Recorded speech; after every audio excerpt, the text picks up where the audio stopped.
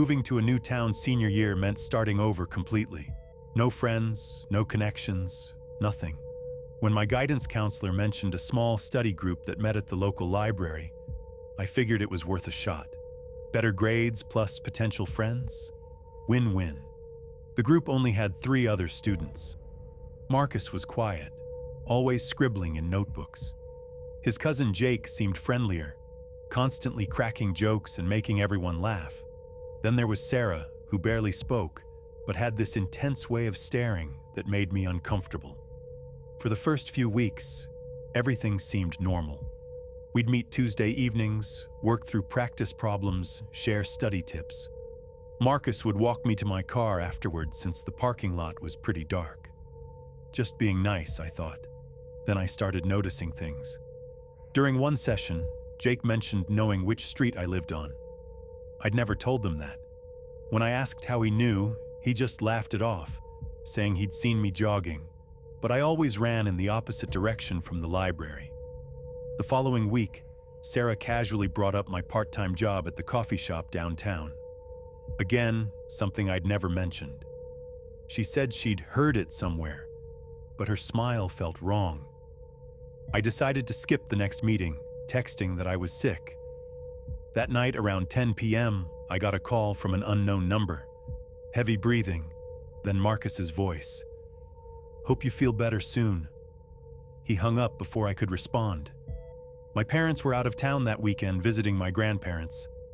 I'd stayed behind because of work.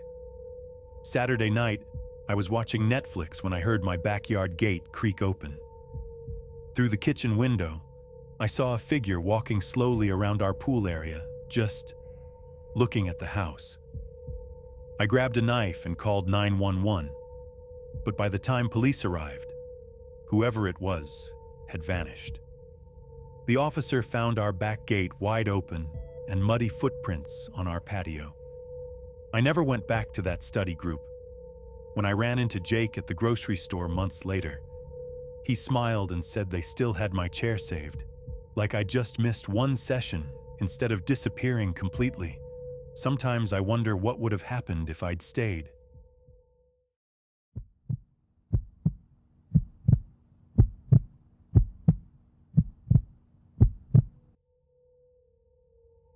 It was my junior year, and I'd stayed after school for drama club rehearsal. By the time we finished, the hallways were nearly empty, just a few teachers packing up and the cleaning crew making their rounds. I'd forgotten my chemistry textbook in my locker, and with a test the next morning, I had no choice but to go back. The main hallway lights were already dimmed to their evening setting, casting long shadows between the lockers. As I walked toward my section, I noticed the new janitor mopping near the drinking fountain. He was younger than the usual cleaning staff, maybe in his 30s, with greasy hair and clothes that seemed too small for him. When I passed him, he looked up and smiled. Not a friendly smile, something that made my skin crawl. "Working late, aren't we?" he said, his voice too familiar for someone I'd never spoken to. I forced a polite nod and kept walking, but I could feel his eyes following me down the hallway. My locker was around the corner in a section that was completely empty now. As I spun my combination, I heard the squeak of wet sneakers on linoleum getting closer.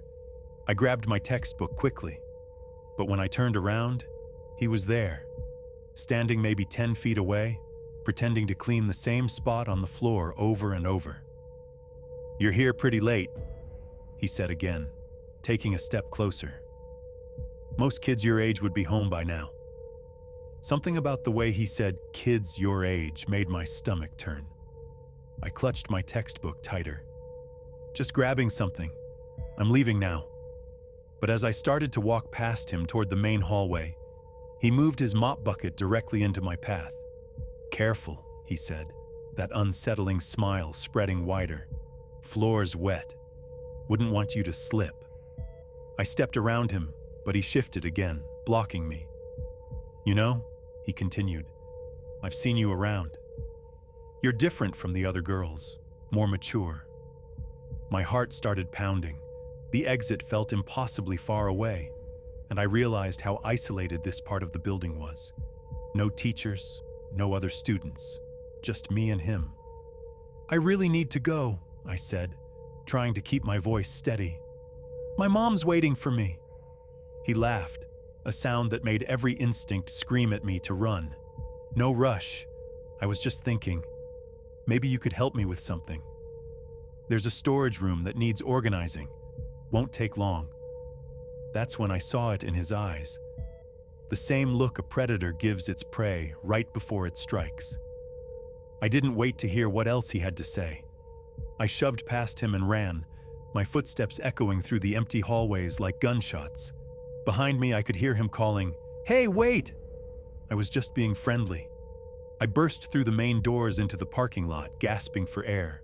My mom was there, engine running, wondering why I looked so panicked. I never reported it. I told myself maybe I'd overreacted. Maybe he was just awkward.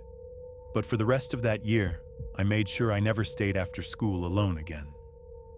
Sometimes I wonder what would have happened if I hadn't run. Sometimes I'm grateful I'll never know.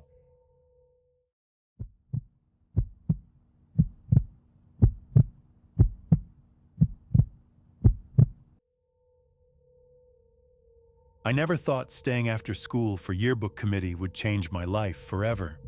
It was Thursday evening, and I was one of 3 students left in the building working on layout designs. The school felt different at night. Those familiar hallways suddenly seemed longer, and every little sound echoed. Around 8 p.m., the other 2 students packed up and left. But I needed another hour to finish the senior portrait pages. Mrs. Patterson, our advisor, said she'd be back in an hour after running home to feed her cats. She reminded me to stay in the journalism room. "The night custodial staff starts their rounds at 9, she warned. "Just try to stay out of their way." 20 minutes later, I heard the main entrance door slam shut from 3 floors down. Then came the sound of wheels squeaking, probably a janitor's cart. I kept working, but something felt off. The squeaking wasn't moving in a pattern like normal cleaning would. It kept stopping and starting in the same area near the stairwell. I got curious, maybe stupid curious. I crept to the journalism room door and peered through the small window. The hallway was dimly lit by emergency lighting, casting long shadows everywhere. At the far end, I could see a maintenance cart, but whoever was using it had disappeared. That's when I heard voices echoing from the stairwell. 2 men talking in hushed tones. I couldn't make out words, but their tones sounded urgent, almost argumentative. Then I heard something heavy being dragged across the floor below. My phone buzzed. A text from Mrs. Patterson saying she'd be delayed another 30 minutes. I was completely alone. The voices stopped. Footsteps started climbing the stairs toward my floor. I quickly turned off the journalism room lights and hid behind the teacher's desk. Through the door's window, I watched a flashlight beam sweep across the hallway. Someone tried the handle of the classroom next to mine, then the next one. They were checking every room. The beam disappeared, but I heard whispering right outside my door. The handle turned slowly.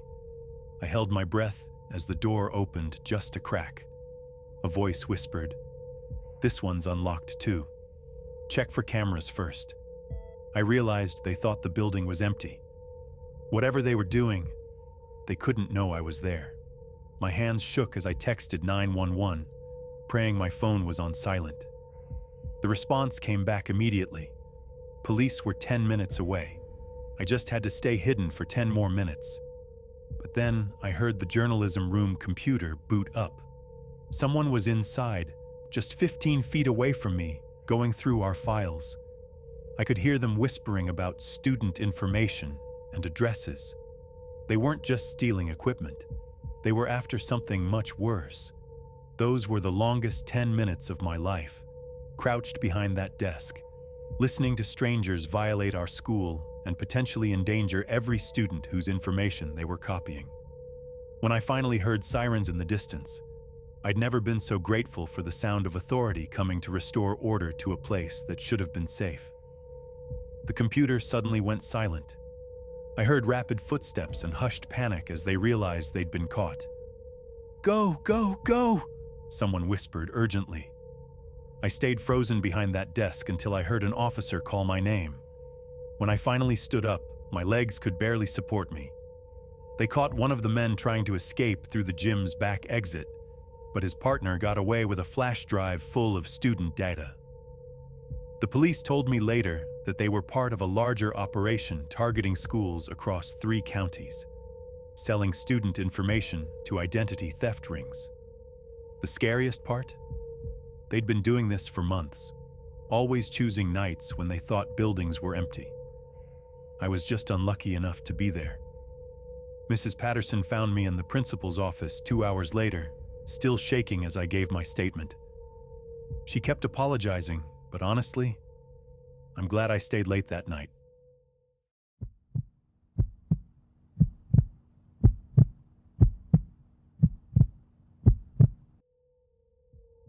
It was 2 a.m. when my friends and I decided to explore the abandoned office building that had been sitting empty for months. The 4 lease signs were weathered, and everyone said it was completely vacant. We'd walked past it hundreds of times, always wondering what was inside. The back entrance had a broken lock, probably from when the last tenants moved out. We slipped inside using our phone flashlights, trying to stay quiet. The place felt massive in the darkness, with cubicles everywhere and that stale office smell hanging in the air. We split up to cover more ground. I was checking out what looked like a conference room when I heard footsteps above me. Slow, deliberate steps across the ceiling. "Guys," I whispered into our group chat, "are any of you upstairs?" 3 quick replies. "No." "Still on first floor. Basement level." The footsteps stopped. I stood there frozen, listening. Then I heard what sounded like a chair rolling across the floor directly above me. My heart started pounding as I realized we weren't alone. I texted the group, "Someone's upstairs. We need to leave. Now."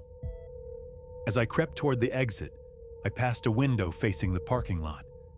That's when I saw it. A car parked in the shadows that definitely wasn't there when we arrived. The engine was running, exhaust visible in the cold air. I ran. We all met at the back entrance, whispering urgently about getting out. But as we stepped outside, we heard a door slam somewhere in the building.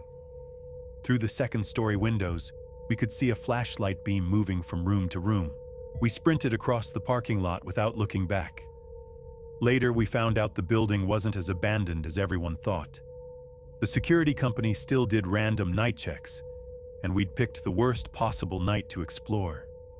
Sometimes I wonder what would have happened if we'd been caught, but mostly I just drive past that building a little faster now.